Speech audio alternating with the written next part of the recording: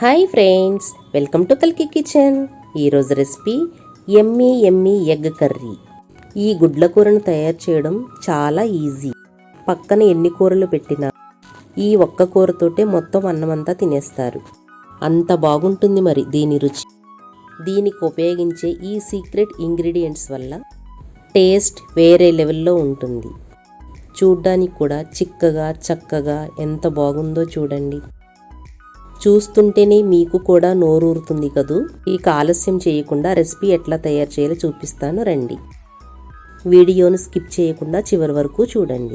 ఇంతవరకు మన ఛానల్కి సబ్స్క్రైబ్ చేయని వాళ్ళు ఎవరైనా ఉంటే ప్లీజ్ సబ్స్క్రైబ్. ఎగ్ కర్రీకి కావాల్సిన ingredients: eggs 3, medium size onion 3 చిన్న చిన్న ముక్కలుగా కట్ చేసుకోండి. 2 టమాటాలని కూడా ఇట్లా చిన్న చిన్న ముక్కలుగా కట్ చేసుకోండి. 5 పచ్చిమిర్చిని చీల్చుకుని పెట్టుకోండి. అల్లం వెల్లుల్లి పేస్ట్ 1 టేబుల్ స్పూను, కొద్దిగా కొత్తిమీర, ఉసిరి సైజ్ అంతా చింతపండుని ఇట్లా గుజ్జు తీసి పెట్టుకోండి. కొద్దిగా కరివేపాకు, మిరియాలు జీలకర్ర 2 కలిపి 1 టేబుల్ స్పూన్ తీసుకోండి. మసాలా ఐటమ్స్: 2 టేబుల్ స్పూన్ల కారం, 1/2 టేబుల్ స్పూన్ పసుపు, 1 table spoon salt, 1 table spoon ధనియాల powder, 1/2 table spoon garam masala.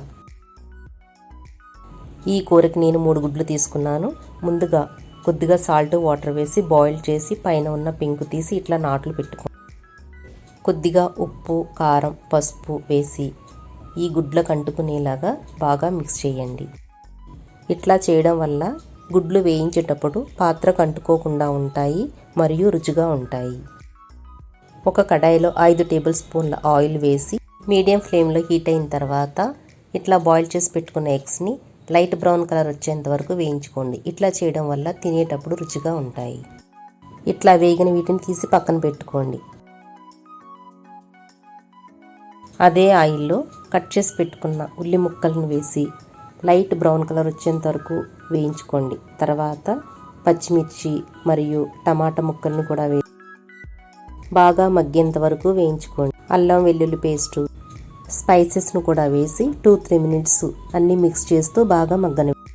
ఈ కూరకి ఎక్స్ట్రా రుచినిచ్చే అసలు సిసలు సీక్రెట్ ఇంగ్రీడియంట్ అయిన మిరియాలు జీలకర్రని ఇట్లా పౌడర్ చేసుకుని వేసుకోండి.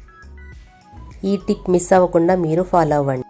ఈ కర్రీ మీ ఇంట్లో అందరికీ ఫేవరెట్ అయిపోతుంది. ప్రతిసారి ఈ విధంగానే తయారు చేసుకుని తింటారు.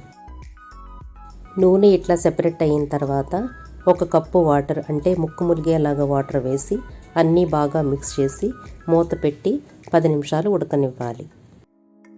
10 నిమిషాల తర్వాత మూత తీసి పెట్టుకున్న చింతపండు గుజ్జును కూడా వేసి అంతా బాగా మిక్స్ చేసి ఫ్రై చేసి పెట్టుకున్న ఎగ్స్ను వేసి మరొక 10 నిమిషాలు ఉడకనివ్వండి. 10 నిమిషాల తర్వాత మూత తీసి చూస్తే గుమగుమ వాసనలతో నూనె పైకి తేలి మంచి కలర్ఫుల్గా ఎమ్మీగా చూడ్డానికి చాలా బాగా కూర రెడీ అయ్యి ఉంది. ఇది కరెక్ట్ కన్సిస్టెన్సీ.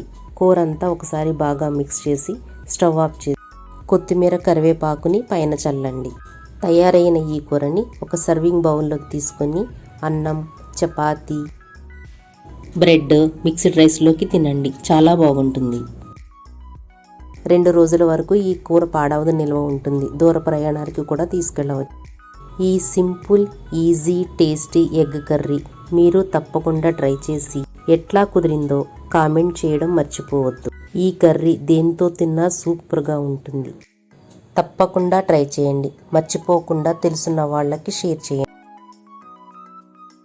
కల్కి కిచెన్ తెలుగుకి సబ్స్క్రైబ్ చేయండి. అట్లాగే బెల్ బటన్ నొక్కడం మర్చిపోవద్దు. అట్లా చేయడం వల్ల కొత్త రెసిపీస్కి నోటిఫికేషన్ వస్తుంది.